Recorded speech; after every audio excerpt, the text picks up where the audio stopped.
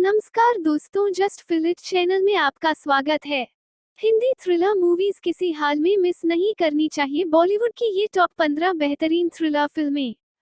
बॉलीवुड फिल्मों में जहां लोगों को रोमांटिक फिल्में काफी पसंद आती हैं, वहीं थ्रिलर फिल्मों को मनोरंजन की श्रेणी में सबसे ऊपर माना जाता है। ऐसी ही कुछ बेहतरीन थ्रिलर फिल्मों की लिस्ट हम यहाँ पेश कर रहे हैं, जिन्हें आपको बिल्कुल मिस नहीं करना चाहिए। वजीर 2016। यह एक थ्रिलर फिल्म है जिसे शतरंज के खेल से जोड़ा गया है। रियल लाइफ में शतरंज के खेल की तरह बिसात बिछाई जाती है और एक अदना सा प्यादा बादशाह को मात देता है। प्यादे की ताकत को नजरअंदाज नहीं किया जा सकता, क्योंकि एक जगह पहुंचने के बाद वह वजीर जैसा ताकतवर हो जाता है। वजीर फिल्म की शुरुआत जबरदस्त है, कहानी की रफ्तार तेज और पूरी तरह से ट्रैक पर है। वजीर की सबसे बड़ी खासियत अमिताभ बच्चन और फरहान अख्तर की बेहतरीन एक्टिंग है। कहानी 2016।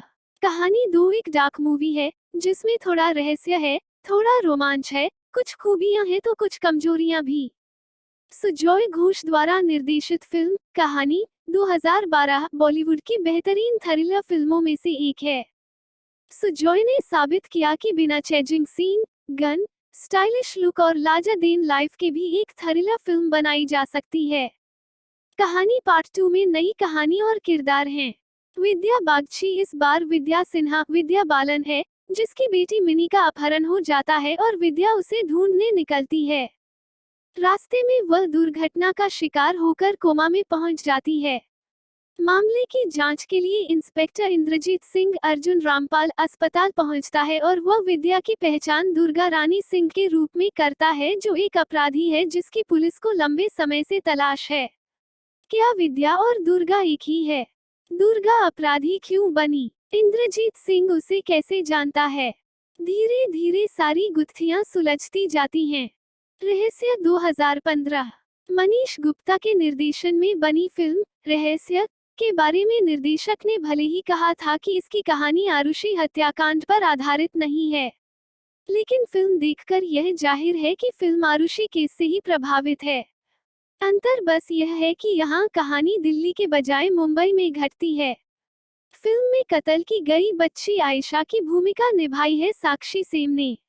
आशीष विद्यार्थी और टिस्का चोपड़ा डॉक्टर माँ बाप के किरदार में हैं, जबकि के मेनन बने हैं सीबीआई ऑफिसर, जो पूरे मामले की पड़ताल करते हैं। दृश्यम 2015। दृश्यम वर्ष 2015 की निर्देशक निशिकांत कामत की थ्रिलर ड्रामा आधारित बॉलीवुड फिल्म है। फिल्म की मुख्य भूमिकाओं में अजय देवगन, श्रेया सरन एवं तब्बू सम्मिलित हैं और निर्माता की भागीदारी में कुमार मंगत पाठक, अजीत आंध्रे और अभिषेक पाठक सम्मिलित है। यह 2013 की मूल लेखक जीतू जोसफ की मलयालम संस्करण फिल्म दृश्यम की आधिकारिक हिंदी रूपांतरण है।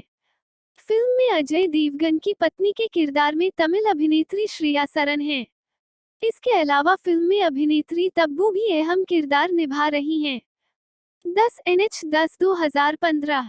नवदीप सिंह द्वारा निर्देशित NH-10 एक भारतीय क्राइम थ्रिलर फिल्म है, जिसमें चतुराई से भारत में महिलाओं की स्थिति, पुरुष प्रधान समाज की विसंगतियां, ऑनर किलिंग और भारत में कानून की स्थिति को दर्शाया गया है। इसके मुख्य पात्रों में अनुष्का शर्मा और नील भूपुलम हैं और इसके साथ ही अनुष्का शर्मा ने प्रोडक्शन में अपना डेब्यू किया है। यह फिल्म एक जोड़ी के रोड ट्रिप को दर्शाती है, जो कि खतरनाक गुंडों के साथ मिल जाने से अस्त व्यस्त हो जाता है। Detective Byomkesh Bakshi 2015। Film detective Byomkesh Bakshi Bharat के पहले जासूस के कारनामे पर बनी बॉलीवुड फिल्म है, जिसे बंगाल के बेस्ट सेलर लेखक शरदिंदो बंदोपाध्याय ने बनाया है। दिवाकर बैनर्जी द्वारा निर्देशित इस फिल्म में द्वितीय विश्व युद्ध के दौरान 1940 के कलकत्ता को दिखाया गया है। इसमें ब्योमकेश बख्शी के पहले साहसिक काम को दिखाया गया है। वह कॉलेज से नया ही निकला है और वह अपने लिए गड्ढा तब खोद लेता है जब वह एक दुष्ट बुद्धिमान से मिलता है, जो कि दुनिया का विनाश करना चाहता है। कत्ल की दुनिया में जिस खतरनाक अपराधी को दुनिया ने देखा है और जहां अंतर्राष्ट्रीय राजनीतिक साजिश और लालच है, वहां ब्योमकेश अपनी बुद्धिमत्ता से उस खतरनाक अपराधी तक पहुंचने की कोशिश करता है। स्पेशल 26 2013। स्पेशल 26 एक ऐसी थ्रिलर फिल्म है जिसमें हिंसा का कोई स्थान नहीं है और यह फिल्म 80 के दशक में घटी कुछ ठगी की घटनाओं पर आधारित है।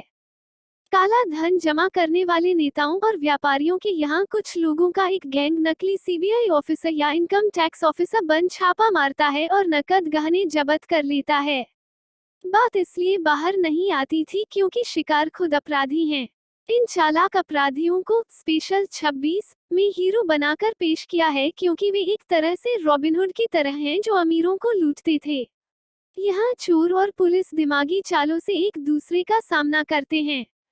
अगली 2013 अनुराग कश्यप की फिल्मों को देखते समय कई सवाल और कई कहानियां एक साथ चलती हैं।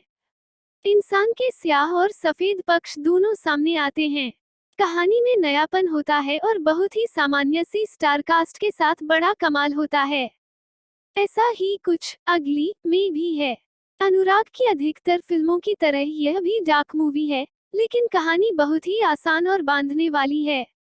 अनुराग ने इस फिल्म में मानवीय भावनाओं को उभारा है और आधुनिक जीवन की त्रासदियां और रिश्तों की जटिलताएं दर्शाई हैं। इस कहानी में एक 10 साल की बच्ची है जो किडनैप हो जाती है। फिल्म के पात्रों के जीवन की कई सच्चाइयों को पेश करती जाती है और कहानी आपको बांधने लगती है। यह फिल्म बॉलीवुड की आम फिल्मों से एकदम उलट है। न लाउड म्यूजिक और न नाच गाना। कहानी 2012 कहानी एक थ्रिलर फिल्म है, लेकिन बॉलीवुड की दूसरी तमाम थ्रिलर्स से बिल्कुल अलग हटकर। इस फिल्म की कहानी हीरोइन के इर्द गिर्द घूमती है जो कि प्रेग्नेंट हैं। उसके साथ एक सामान्य सा पुलिस ऑफिसर है और सिटी ऑफ जॉय कोलकाता शहर भी इस फिल्म में अहम भूमिका निभाता है। सेतु ने कोलकाता की गलियों में खूब कैमरा घुमाया है। संकरी गलियां, शानदार मेट्रो, खस्ताहाल ट्रॉम, पीले रंग की टैक्सियां, अस्त व्यस्त ट्रैफिक और दुर्गा पूजा के लिए सजा हुआ कोलकाता कहानी में एक किरदार की तरह है। कहानी का सबसे मजबूत पहलू इसकी कहानी और स्क्रीन प्ले है। तलाश 2012 तलाश एक अच्छी थ्रिलर फिल्म है जिसमें पुलिस ऑफिसर सुरजन शेखावत आमिर खान एक फिल्म स्टार की कार दुर्घटना में हुई मौत की जांच कर रहा है। साथ ही अपनी पर्सनल लाइफ में वो बुरे हालात से गुजर रहा है। उसके 8 वर्षीय बेटे की मौत हो गई है, जिसके कारण उसकी पत्नी रोशनी रानी मुखर्जी और उसके संबंध अब ठीक नहीं रहे हैं। क्लाइमैक्स में जब सारी रहस्य खुलते हैं तो दर्शक चौंक जाते हैं क्योंकि इस तरह के अंत की उन्होंने उम्मीद नहीं की होगी। पूरी फिल्म में इस पर विशेष ध्यान दिया गया है कि यह जिंदगी के करीब लगे। 404 2011 हॉरर को लेकर हो रहे तरह तरह के प्रयोगों के दौर में फिल्म 404 एक अच्छी फिल्म है जिसमें विज्ञान और परालौकिक शक्तियों के द्वंद्व को काफी इंटेलिजेंट ढंग से दिखाया गया है। फिल्म की शुरुआत दर्शाती है कि प्रवाल ने ये फिल्म बी टाउन के रूटीन हॉरर मेनिया से हटकर बनाई है। डर के दृश्यों को प्रभावी बनाने के लिए उन्होंने तेज म्यूजिक का सहारा नहीं लिया है, फिर भी फिल्म की कहानी में रहस्य बना रहता है। Kartik calling Kartik 2010 suspense thriller film Kartik calling Kartik के अंत से आप भले ही सहमत ना हो, लेकिन उम्दा प्रस्तुतिकरण और बेहतरीन अभिनय के कारण यह फिल्म एक बार देखी जा सकती है।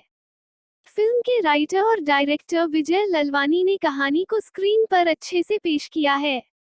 फिल्म बांध कर रखती है और दर्शक का फिल्म में इंटरेस्ट बना रहता है। फिल्म का लुक यूथफुल है और मेट्रो कल्चर को कैरेक्टर अच्छी तरह से पेश करते हैं। फरहान और दीपिका के रोमांस को बेहतरीन तरीके से पेश किया गया है। दोनों की केमिस्ट्री अच्छी लगती है। एक हॉट तो दूजा कूल। ए वेडनेसडे और वेडनेसडे 2008 फिल्म ए वेडनेसडे एक आम आदमी की अवस्था और ताकत की बात करती है। इस फिल्म में एक बुधवार को मुंबई में दोपहर 2 से 6 बजे के बीच होने वाली घटनाओं को दर्शाया गया है। ऐसी घटनाएं जिनका कोई रिकॉर्ड नहीं है। फिल्म की कहानी प्रभावशाली है। लेखक और निर्देशक नीरज पांडे ने इसे बेहतरीन तरीके से पर्दे पर प्रस्तुत किया है। पूरी फिल्म अंत तक बांध कर रखती है। कई उतार चढ़ाव आते हैं और हर कदम पर नई चुनौती सामने आती है। 1.5 घंटे की इस फिल्म में न कोई गाना है, न कोई मसाला है और न ही फालतू दृश्य। नसीरुद्दीन शाह की यादगार फिल्मों में ए वेडनेसडे का नाम भी जरूर शामिल होगा। जॉनी गद्दार 2007 जॉनी गद्दार एक बेहतरीन थ्रिलर फिल्म है। फिल्म की कहानी जेम्स हेडली चेज के उपन्यास को आधार बनाकर लिखी गई है।